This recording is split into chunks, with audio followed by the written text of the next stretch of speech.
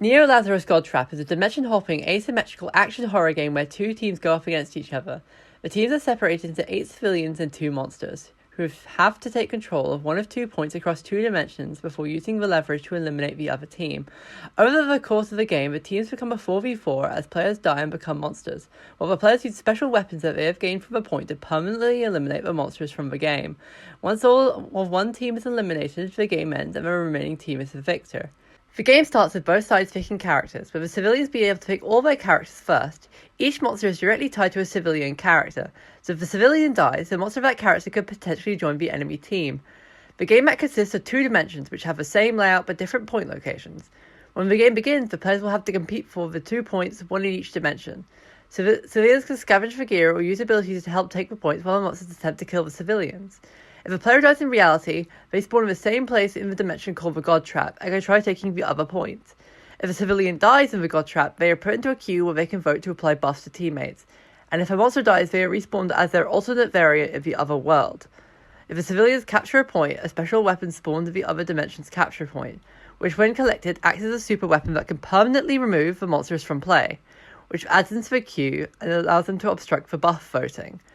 If you capture the other dimension's point, then the second weapon will appear in the first dimension. Multiple weapons can be gained this way on a timer. If a player dies while holding a weapon, the weapon is dropped and can be picked up by other civilians. Civilians can leave the God Trap for a specific location, but cannot bring the weapon with them. Or if the monsters capture the point, then the dead players are taken out of the queue and respawn as additional monsters, up to a maximum of 2 extra. The game ends if one team is entirely eliminated. Discussing the pillars, the first pillar is no downtime. As you might have noticed, during the course of the game, the player is always given the opportunity to participate. This gives the player agency of the game at all times and prevents quitting out.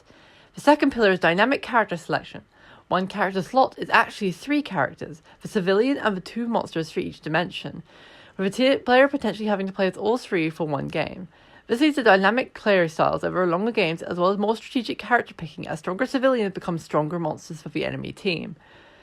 The third pillar is decisive progress. The game is locked into 3 stages: capturing the point, clearing the objectives, and eliminating the team. Once a stage has been reached, the consequences of that has been locked in, which leads to more gratifying progress. For the framework, I would like to clarify 3 mechanics. First of all, the voting mechanic. If a player is eliminated and is in the voting queue, they can periodically pitch a character-specific buff for an active participating player. If the majority of players agree, the buff is cast and the cooldown for the next buff is called. Monster players can enter the voting queue, however they only have 1 vote for the whole game, so must choose wisely to interrupt key buffs to later to secure victory. Secondly, each character has a mission campaign, which sets character-specific objectives that you have to complete in match. Reaching thresholds will unlock lore and cosmetics of that character. The objectives span across all 3 character variants, so players must need to master all 3 roles for their character in order to get all their unlockables.